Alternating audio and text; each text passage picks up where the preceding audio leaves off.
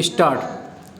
भारत में वायु, जल एवं ध्वनि प्रदूषण की गंभीर स्थिति लगातार पिछले कई वर्षों से वैश्विक सुर्खियों में रही है। इस कटु सत्य के बीच एक संसदीय समिति की रिपोर्ट ने चिंता और बढ़ा दी है। इस रिपोर्ट में कहा गया है कि पर्यावरण मंत्रालय ने वर्ष 2024-25 के लिए प्रदूषण नियंत्रण कोष के लिए आवंटित कुल 858 करोड़ रुपए का 1% से भी कम हिस्सा खर्च किया है। यह चिंताजनक बात है। भारत के शहरों में वायु प्रदूषण की स्थिति लगातार गंभीर होती जा रही है। ऐसे में समिति की यह रिपोर्ट चौंका देने वाली है कि प्रदूषण नियंत्रण योजना के लिए आवंटित रकम का काफ़ी कम इस्तेमाल हो पाया है। पर्यावरण मंत्रालय को आवंटित कुल रकम में इस प्रदूषण नियंत्रण कोष का हिस्सा 27% से थोड़ा अधिक है। व्यय में कमी का आधिकारिक कारण इस योजना को जारी रखने की मंजूरी मिलने में देरी को बताया जा रहा है। इस योजना के अंतर्गत महत्वाकांक्षी लक्ष्य तय किए गए हैं। चालू वित्त वर्ष अब समाप्त होने वाला है। ऐसे में यह स्थिति प्रदूषण को लेकर लापरवाह रवैया एवं ठोस योजना के अभाव की तरफ इशारा कर रही है।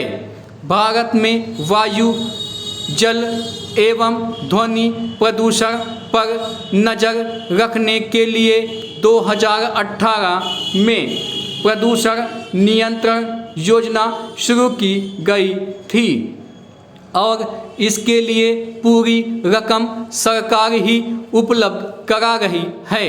सरकार का राष्ट्रीय स्वच्छ वायु कार्यक्रम NCAP इस योजना का महत्वपूर्ण हिस्सा है। NCAP ने वर्ष 2026 तक देश के 131 शहरों में हवा में पार्टिकुलेट मैटर हानिकारक सूक्ष्म कण या PM10 वर्ष 2019-20 के स्तर से 40% कम करने का लक्ष्य रखा गया है। वर्ष 2019-20 और 25-26 के बीच इस योजना के लिए कुल 3072 करोड़ रुपए आवंटित किए गए हैं। मंत्रालय के अधिकारियों का कहना है कि कई कार्यक्रमों की रूपरेखा तैयार है और आवश्यक अनुमति मिलते ही वे शुरू हो जाएंगे। फिलहाल तो संसदीय समिति या संसद को यह नहीं बताया गया है कि ऐसी योजना के लिए अनुमति समय रहते क्यों नहीं मिलती है, विशेषकर जब देश के शहरों में प्रदूषण गंभीर स्तरों तक पहुंच चुका है। पैरा वर्ष 2024 के लिए जारी विश्व वायु गुणवत्ता रिपोर्ट में भारत के प्रदर्शन में सुधार पर खुशी का इजहार किया गया है।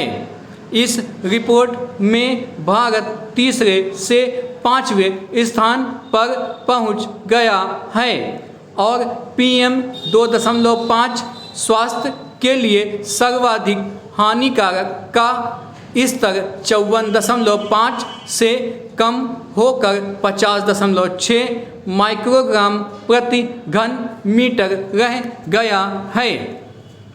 हालांकि यह अब भी विश्व स्वास्थ्य संगठन WHO के मानक 5.15 माइक्रो प्रति घन मीटर से काफ़ी अधिक है।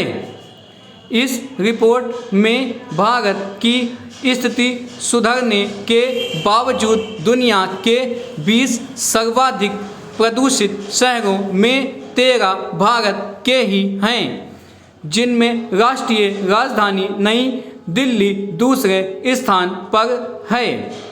वास्तव में भारत की रैंकिंग में सुधार प्रदूषण रैंकिंग में उसके चार्ट बांग्लादेश, पाकिस्तान और डेमोक्रेटिक रिपब्लिक ऑफ कॉन्गो की तुलना में बेहतर प्रदर्शन के कारण हुआ है, मगर यह शायद ही उपलब्धि मानी जा सकती है। लोगों का ध्यान वायु प्रदूषण पर सबसे अधिक जाता है, किंतु भारत में जल प्रदूषण संकट भी विकराल रूप लेता जा रहा है। नीति आयोग के अनुसार वैश्विक जल गुणवत्ता सूचकांक में 122 देशों की सूची में भारत 120वें स्थान पर है। भारत में जल के लगभग 70% स्रोत प्रदूषित हो चुके हैं।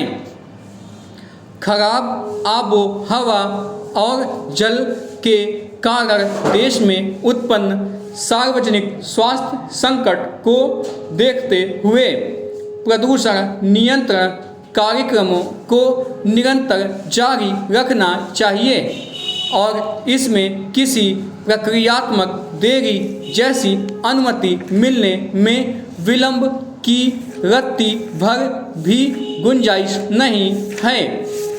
दिल्ली में हाल में विधानसभा चुनाव जीतने वाली भारतीय जनता पार्टी भाजपा के लिए यह एक सबक हो सकता है।